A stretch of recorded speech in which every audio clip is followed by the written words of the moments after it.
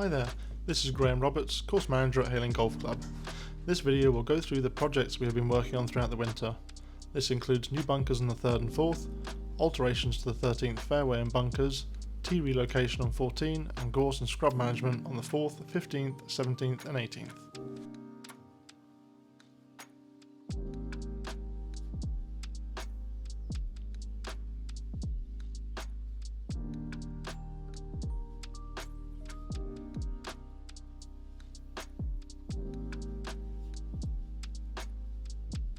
On the 3rd, we have replaced the old revet bunker with a naturalised revet bunker.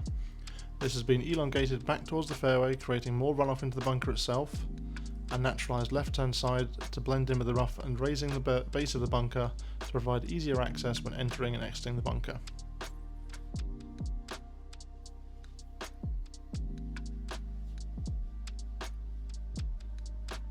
Moving to the 4th, we have taken away the weathered and deteriorated revet bunker, replacing it with a naturalised one.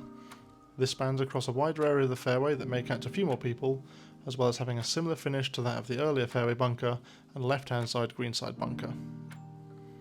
We've also decided to use a bought-in wispy turf on these naturalised bunkers to provide the long wispy finish without being as penal as some of the existing bunkers we currently have and are working on.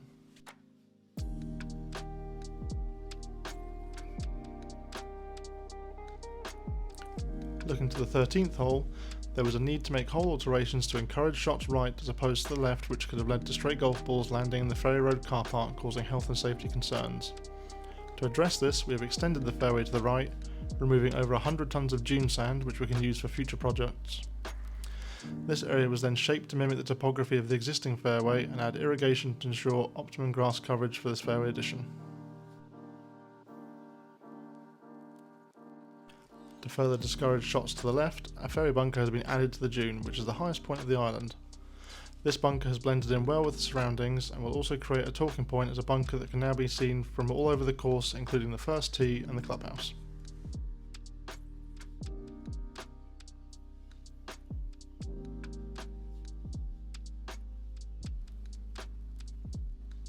Whilst the hole was closed, we also rebuilt the greenside bunker, which had begun to rapidly decline following severe animal damage over the last 12 months. As a part of this rebuild, we also enlarged the bunker marginally and raised the base, like the 3rd, to improve access for those entering and exiting the bunker.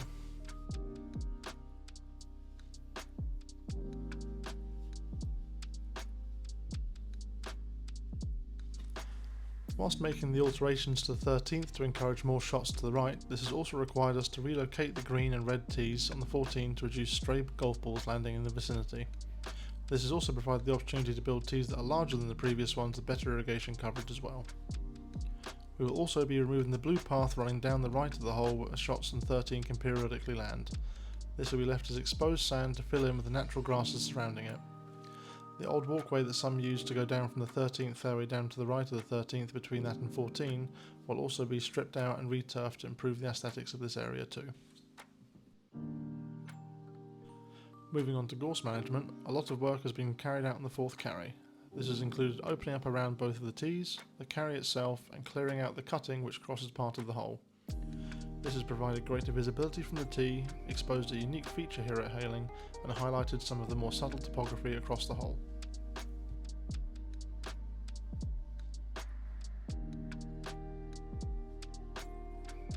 On 15, we have cleared the gorse immediately in front of the white, yellow and red tees. This has exposed a fantastic watched feature to the left of the white and yellow tees. The cutting which crosses the entirety of the hole has been cleared, highlighting a more dramatic carry from all the tees than before, which was blanketed with gorse, as well as allowing more of the fairway to be visible whilst taking your tee shot. We have also pushed back gorse and scrub that has migrated closer to the edges of the hole down the length of it. This includes on the right hand side all the way up to the green, and on the left hand side that goes between 16 approach and the 15th fairway.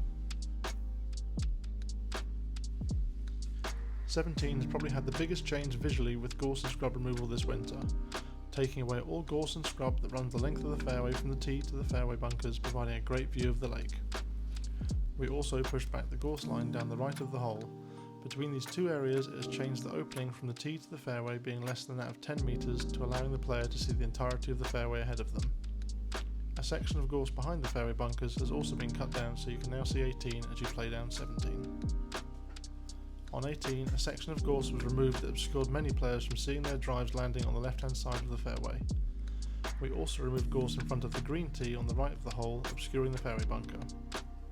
This line of clearance has also been carried on up the entirety of the right side to widen the hole, where gorse was only a couple of metres from the fairway's edge. Like all the gorse work this winter, it has allowed us to see the subtle topography of the holes here at Hayling, previously hidden under the gorse itself.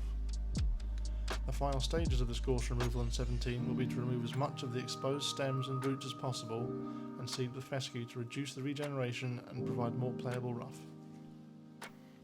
From the 10th of March we will have our spring maintenance week, fully utilising the 2-day closure at the start as we progress through the remainder of the week. These clips are from last year's September maintenance to provide an idea of the practices that we will be carrying out. The plans for spring are similar but less intensive, considering how the climate can be in March as a factor for the recovery. We will verticut the greens before we dress and pencil time them all. A select number of areas in greens will also receive a larger, deeper tine to improve water movement through the profile that are known to puddle up during periods of persistent heavy rain. Following the dressing and aeration, we will then overseed the greens and surrounds with fescue. The priority for our week will be greens and surrounds, and we will then turn our attention to work on tees and walkways. It has been a very challenging winter with the high levels of rainfall and foot traffic across the course.